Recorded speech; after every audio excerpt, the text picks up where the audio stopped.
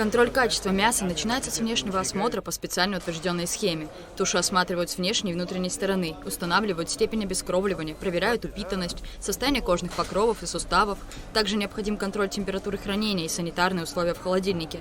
По словам заведующего лабораторией Вадима Шамба, все без исключения мяса проходит проверку. Каждый день с 6 утра проверяем всю продукцию мясомолочного происхождения. Сюда привозят, мясники мясо завозят, и с утра начинаем делать ветсанэкспертизу каждой туши.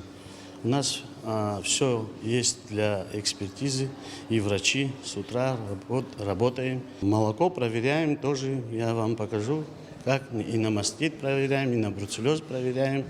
Мы проверку проводим ежедневно, как положено по уставу. Если по результатам лабораторных исследований мясо признают пригодным к продаже, то на него ставится клеймо ветсанэкспертизы. Только тогда владельцу выдают справку о проведении исследования, при наличии которой он может продавать мясо на рынке. Помимо мяса в лаборатории на Сухумском рынке проверяются также продукты животного происхождения – молоко, мед, яйца и сыр.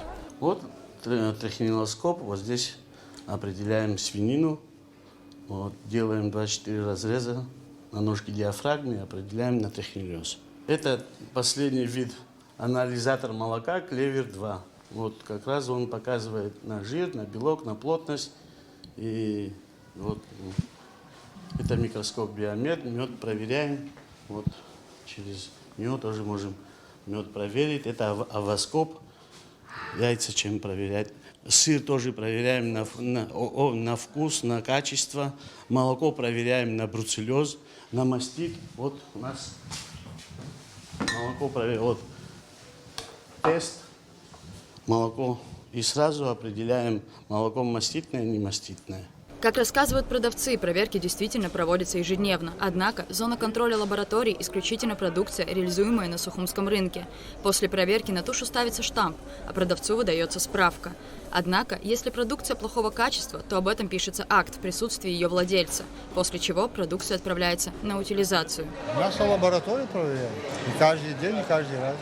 Когда привозим свежее мясо, да, врачи проверяют, штамп ставят, вешаем.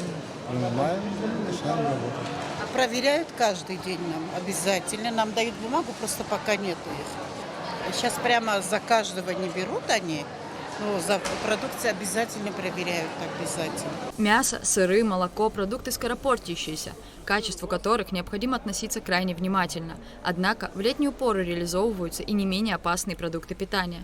Например, арбузы, содержание нитратов которых может приводить к пагубным последствиям для человека. Нитраты необходимы растениям для роста и питания.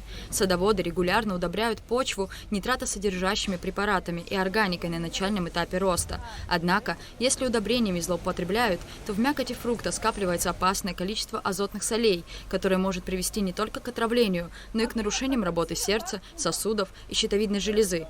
По словам продавцов, все поставляемые на рынок арбузы также проверяются на содержание нитратов. Мы когда привезли сюда утром, он один резали, проверяли, потом вот эту дали. Разрешаю он продать. Необходимо отметить, что не все реализаторы арбузов, с которыми нам удалось поговорить, подтвердили факт ежедневной проверки продукции.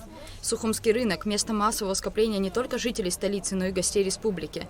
Качество реализующихся продуктов питания – вопрос первостепенной важности. Вопрос, напрямую связанный со здоровьем людей. Рада Чачава, Михаил Братухин, Абхазское телевидение.